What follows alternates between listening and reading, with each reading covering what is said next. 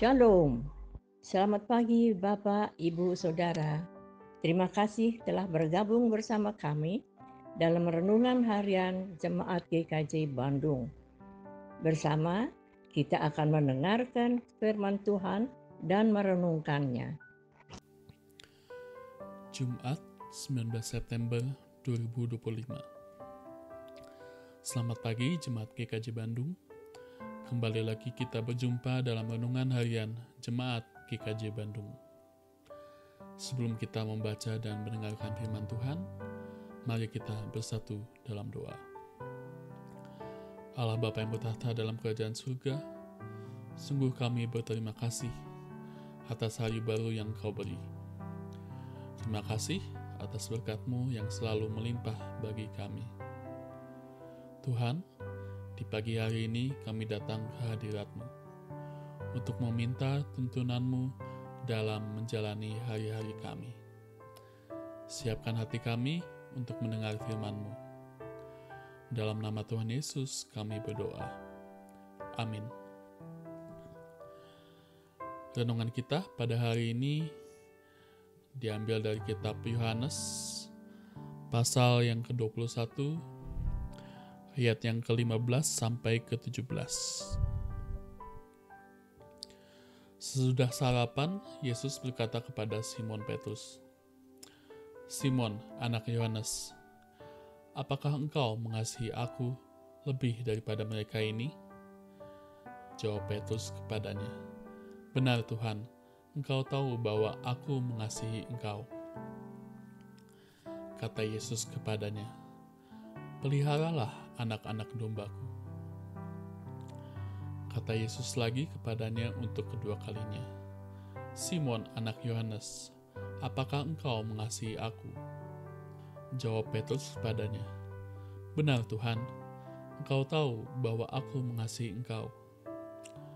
Kata Yesus kepadanya, "Gembalakanlah domba-dombaku."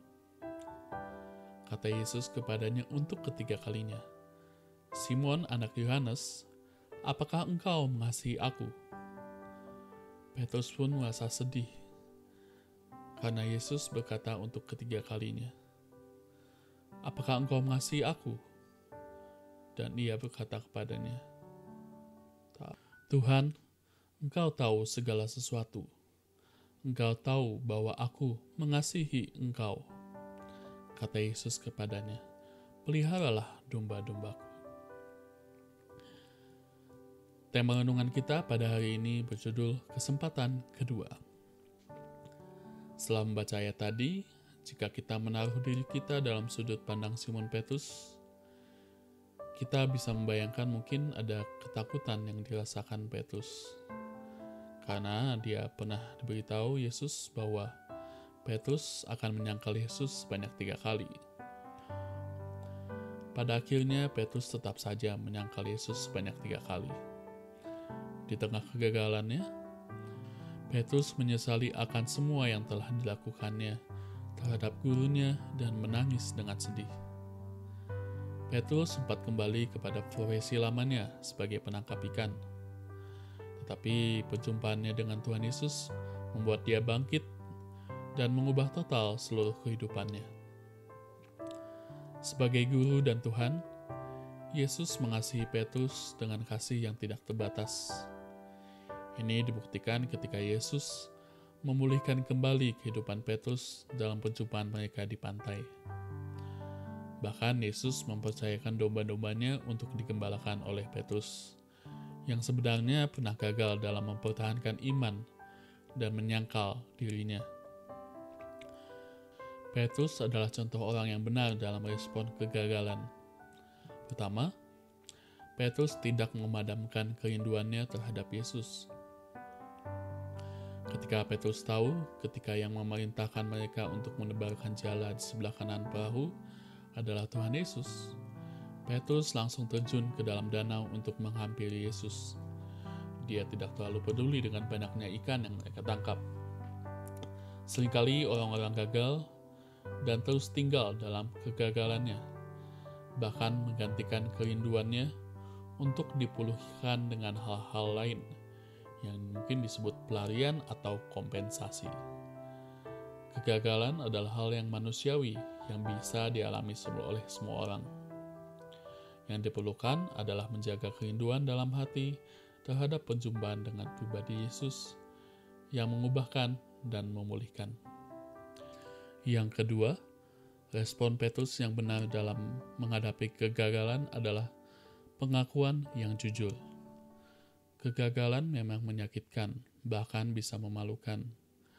Hal ini tidak bisa ditutupi dengan alasan atau dalih, atau dengan menyalahkan orang lain. Kejujuran seseorang untuk mengakui kegagalannya di hadapan Tuhan dan diri sendiri adalah kesempatan bagi Tuhan untuk memulihkan kehidupan kita melalui karya Roh Kudus yang ajaib. Jika ketika ditanyakan apakah Petrus akan menyangkal Yesus, Petrus menjawab bahkan sampai dia harus mati pun, dia tidak akan menyangkal Yesus. Namun dalam respon dari ayat yang kita baca pada hari ini, berbeda. Petrus mengakui Tuhan itu Maha Tahu, dan Petrus mengetahui keterbatasan kasihnya kepada Tuhan, dan dia betul-betul mengungkapkan apa isi hatinya.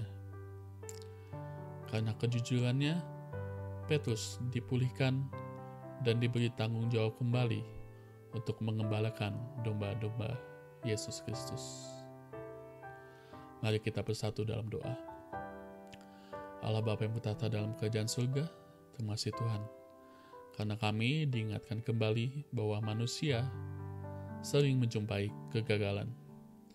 Akan tetapi kami dikuatkan kembali jika kami selalu rindu akan Engkau dan jujur atas kesalahan kami. Engkau akan memberikan kami kesempatan untuk pulih kembali. Kami bersyukur atas keselamatan yang Engkau berikan kepada kami. Tuntun kami agar kami tetap ada pada jalan-Mu dalam kegiatan kami hari ini ya Tuhan. Berikan kami hikmat Roh Kudus. Dalam nama Tuhan Yesus kami berdoa. Amin.